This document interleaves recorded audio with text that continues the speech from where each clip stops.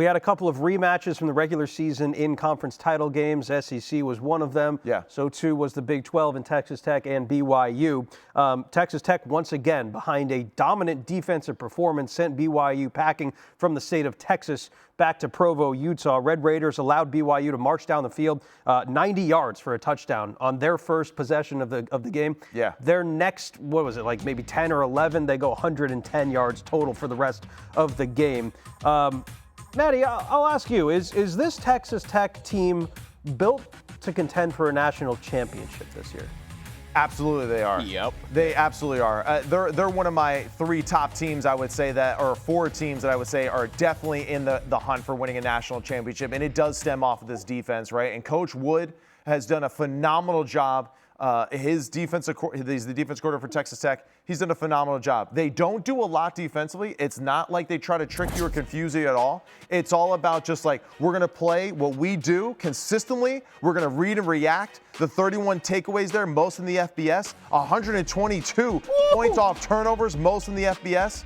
And you could just see this team, they play a lot of zone. They keep everything in front of them. They rally to the football. And when you got guys like David Bailey, Romello Height, and Lee Hunter, A.J. Holmes play phenomenal too in the interior part of it. We know how good that linebacker unit is.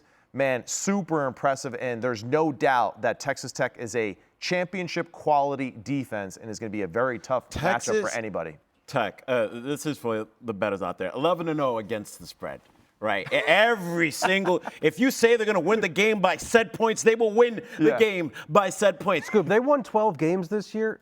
They won every single one of those by 20 points or more. Which by the way, is tied for the second most in a single season by any team in the AP poll era. And we were talking about the game where they lose to Arizona State. Their quarterback is out, of course, right? But then we're looking at the stats and we're like, well, they had 10 tackles for loss. They had 5 sacks in the football game. And Levin just kind of made the 5 or 6 plays they needed to win that game. So that really is what's going to take, right, for the playoffs. You're going to have someone on your team just have one of those days if you're going to take out this defense. Yeah, I just think this Texas Tech team is elite defensively. Obviously, the 4 turnovers were huge.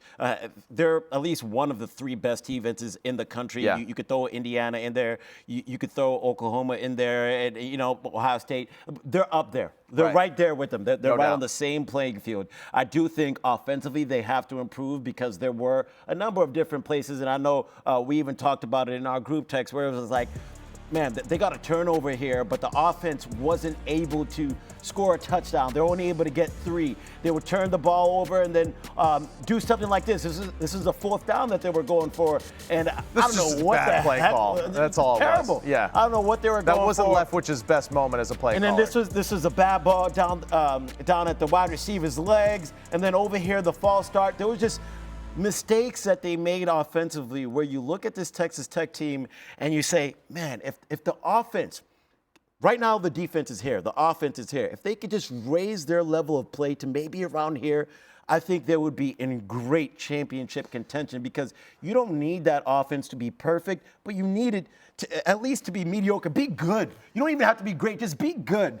And at times, they were not that. They were not that. Also, I thought the offense played pretty good today, despite having some of their hiccups. I'm not as concerned about because second time you're playing this team, BYU is one of the better defenses in the Big 12, right? And yeah, BYU made some plays. They can still do some things defensively. They got after the passer. At this point on, isn't every single team's defense just about as good as BYU? No doubt. But like this is the familiarity, I think, is kind of one of the reasons why I give them a little bit of pass. Because that same familiarity is why the Georgia-Alabama game is the way it looked, right? And the same thing, too, for Indiana-Ohio State.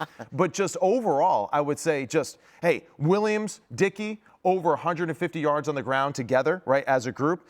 Terrence Carter with his fumble recovery, right, was unbelievable and a huge play in the football game early. But Reggie Virgil and Coy Aiken really stepped up in huge moments, and they can win on one-on-one situations. We've been talking about Caleb Douglas and how great he is as a one-on-one matchup for Texas Tech on the outside.